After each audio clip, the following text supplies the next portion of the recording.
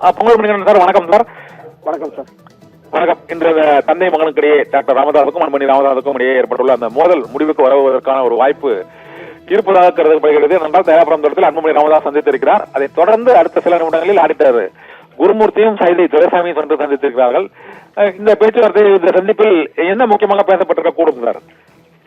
நீங்க பாட்டாளி மக்கள் கட்சியுடைய நிறுவனர் மருத்துவர் ராமதாஸ் ஐயா நீண்ட நெடிய அனுபவம் பெற்ற ஒரு அரசியல்வாதி. அவர் பார்க்காத தலைவர்கள் தமிழ்நாட்டில் இல்ல.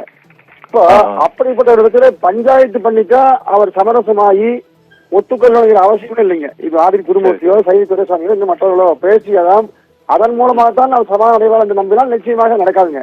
ஏன்னா பலாயிரம் பஞ்சாயத்துகளை அவர் நடத்திய ஒரு மாபெரும் மனிதர் மருத்துவர் ராமதாஸ் ஐயா அவர்கள். இப்ப அன்புமணி ராமதாஸ் அவர்கள் கடந்த காலத்துல ராமதாஸ் ஐயாவுக்கு வயசாயிடுச்சு, நீ அதெல்லாம் முடியாது, நாம வயசு குறைவான ஆளு, நம்ம நோக்கி எல்லாம் வந்துடுவாங்கன்னு கணக்கு போட்டார். ஆனா ராமதாஸ் ஐயாவுக்கு இந்த அளவுக்கு பலத்தோடு இருப்பான்னு அவர் கருதவே இல்லை.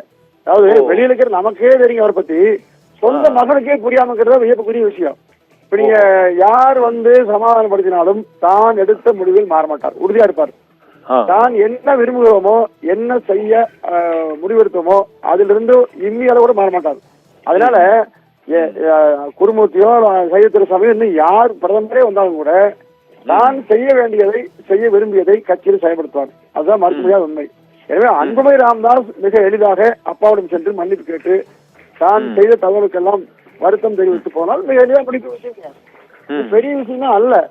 ஆனா இவ்வளவு தூரம் போய் வளர்த்து ஊடகங்கள்ல பேச வைத்து நிர்வாகிகள் அழைத்து வந்து சில விஷயங்கள்லாம் பேசி, அதாவது நான் தான் தலைவர், இனிமேல் யாரும் என்னை ஒன்றும் செய்ய முடியாது, நான் நியமிக்கிறவர்களை நீக்க முடியாது, இதெல்லாம் அன்புமணி பேசிட்டு அதெல்லாம் வச்சுங்க. இதெல்லாம் மருத்துவர் ராமதாஸ் அந்த உழைப்புக்கு கிடைத்த ஒரு அவமானம் தான். அதாவது பாமக நிச்சயமாக ஒன்றுபட வேண்டும், வலிப்பு வர வேண்டும், சந்தேகமே இல்லைங்க. ஆனால் மருத்துவர் ராமதாஸ் ஐயா வாழும் காலம் வரை அவர் வழிகாட்டுதலில் இந்த இயக்கம் நடைபெற வேண்டும் என்றுதான் மூத்தவர்கள் கருதுறாங்க. இளைஞர்களுக்கு அவர் உழைப்பு தெரியாதுங்க. எனவே இன்று நிச்சயமாக ஒரு முடிவுக்கு வர வேண்டும். ஏன்னா வியாழக்கிழமை இன்று வியாழந்தோறும் பத்திரிகையாளர் சந்தித்து பேசுவார். இன்றைய அறிவிப்பு அடுத்த பொதுக்குழு கூட்டத்தை அறிவிக்க போறார்.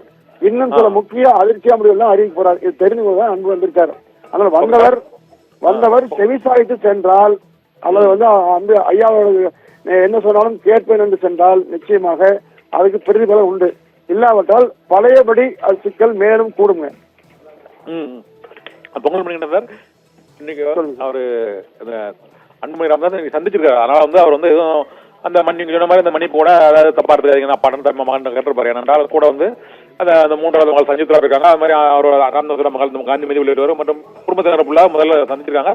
ஒரு 1 hour அவர் வீட்டில் தான் இருந்திருக்கிறாரு. அதனால ஒரு மாதிரி சமாசம் ஆயிருப்பதற்கான வாய்ப்பு இருக்குது. இருந்த போதிலும் அந்த நிர்வாகிகள் அறிவிப்பு, இந்த பொதுக்குழு அறிவிப்பு ஆகியவை இருந்த போது இப்போது முக்கிய பிரச்சனையாக டாக்டர் ராமதாஸ் கூறியது பாரதிய ஜனதா கட்சியுடனான அந்த கூட்டணி அவர் ஒரு விருப்பம் இல்லாமல் இருந்ததாகவும் அதற்கு டாக்டர் அன்புமணி அதற்கு விருப்பமடைந்ததாகவும் கூறப்படுகிறது. ஆனால் இப்போது மீண்டும் அங்கு ஆடிட்டர் குருமூர்த்தியை போய் சந்திப்பதன் மூலமாக அது பாரதிய ஜனதா கட்சியின் கூட்டணியில் தானே அவர் தொடரக்கூடிய வாய்ப்பு. நீங்கள் கூறினீங்க அவர் ஒரு முடிவு எடுத்துட்டாருன்னா மாற மாட்டார், பாஜக விட்டு விலகணும்னு முடிவு எடுத்த மாதிரி தான் அவர் அன்னைக்கு பேசினாரு, பேட்டிகளில் கொடுத்தாரு. தவறான முடிவு என்று. ஏனென்றால் தனியா நிற்கும் போது 5 MLA வந்திருக்கோம், இப்போ பாஜக கூட்டணி இவங்க ஏடிஎம்கே கூட்டணியோட சேர்ந்து இவ்வளவுதான் நம்ம வரதும் அப்படிங்கிற மாதிரி தான் அவர் பேசியிருந்தாரு. இந்த சூழ்நிலையில இவங்க மீண்டும் இந்த கூட்டணியோட தொடர்வதற்கான, அதாவது பாஜக கூட்டணியிலே அவர் நீடிப்பதற்கான வாய்ப்பு இருப்பதால் அதான் இப்போ இந்த ஆடிட்டர் குருமூர்த்தி சந்திப்பு அவர் கூட சைதை துரைசாமியும் இருக்கிறார், அதிமுகவோட மூத்த நிர்வாகி துரைசாமியும் இருக்கிறார். அதனால இந்த கூட்டணியில அவர் நீடிப்பாருன்னா பொதுவான ஒரு கருத்து நிலவுகிறது. நீங்க எப்படி நினைக்கிறீங்க சார்? இல்ல சார், கண்ணன் சார், இது வந்து பாஜக கூட்டணி அல்ல, இது அதிமுக தலைமையிலான அதிமுக கூட்டணி தான். நீங்க பாஜக தமிழ்நாடு 10 கட்சியில் அதிமுக சேர்கிறது, அதுல ஒரே கட்சி ஒரு கட்சி ஆமாங்க. அதனால அந்த கூட்டணி இணைவதற்கு பாமகவுக்கு எந்த சங்கடம் இல்லைங்க. தனியாக பாஜக என்று போகிறது விருப்பம் இல்லை. அதனால அதிமுக தலைமையில் சேர வேண்டும் என்றுதான் 2024 டாக்டர் ராமதாஸ் விரும்பியிருக்காரு. அது அவரே வெளிப்படையாக சொன்ன பார்த்தோங்க. அதனால அவர் வந்து வெளிப்படையாக சொன்ன உண்மை நேச்சுரல் அலைன்ஸ், இயற்கையான கூட்டணி அதிமுக சேருவது. எனவே அதிமுக சேருவாங்க, அதிமுக பேசுவாங்க என்பதை தாண்டி நீங்க குறிப்பிட்ட மற்ற கட்சியை பத்தியெல்லாம் கணக்க வேண்டிய அவசியமே இல்லைங்க.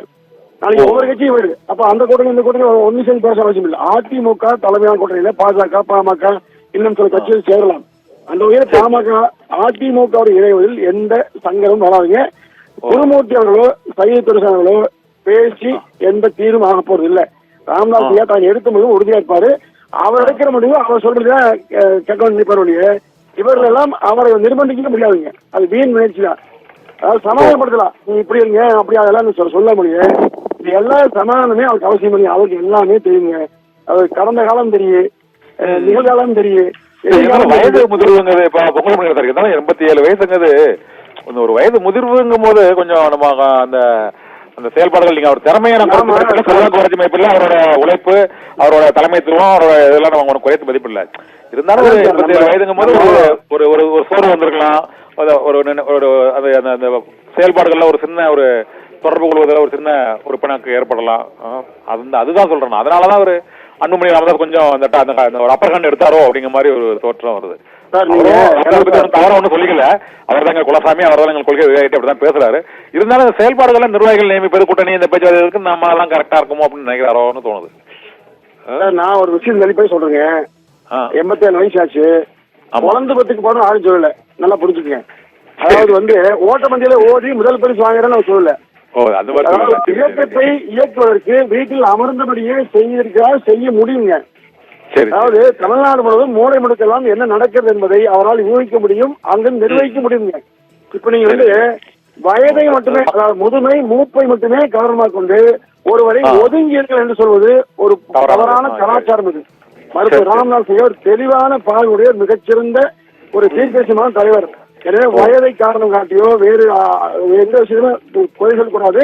அவர் அறிவு முயற்சியான தலைவர். இந்த காலத்துக்கு தகுந்த மாதிரி, நிகழ்காலத்துக்கு ஏற்ற மாதிரி, சமூக வளங்கள் மேலாண்மை காலத்துக்கு ஏற்ற மாதிரி அவர் செயல்படக்கூடிய உன்னதமான தலைவர். எனவே அவர் என்ன நினைக்கிறாரோ அதை தமிழ்நாட்டு மக்களுக்கு செயல்படுத்த விரும்புவார். இன்றைய தலைமுறை எந்த விரும்புகிறதோ அதற்கேற்ப தன்னை மாற்றிக்கொண்டு பாமகவை செயல்படுத்துவார். அதுதான் மருத்துவர் ராமதாஸ் அவர்கள். எனவே அவர் தலைமையில் தான் பாமக இயங்க வேண்டும், இயங்குங்க. நன்றி சார்.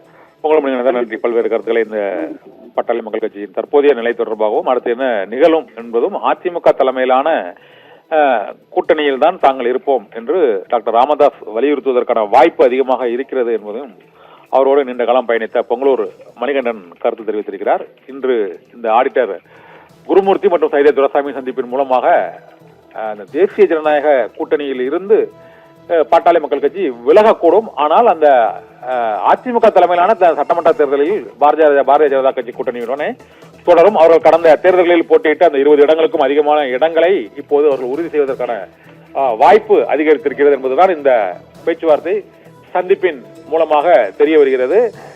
பாட்டாளி மக்கள் கட்சி பாரதிய ஜனதா கட்சியின் தேசிய ஜனநாயக கூட்டணியில் அந்த மக்களவை தேர்தலில் இருந்த நிலையில் சட்டமன்ற தேர்தலை பொறுத்தவரை அதிமுகவுடன் தொகுதியை பங்கிட்டுக் கொள்ளும் என்பதுதான் இந்த சந்திப்பின் ஒரு இறுதி முடிவாக இருக்கும் என்றும் அரசியல் விமர்சகர்கள் கருத்திருக்கிறார்கள்.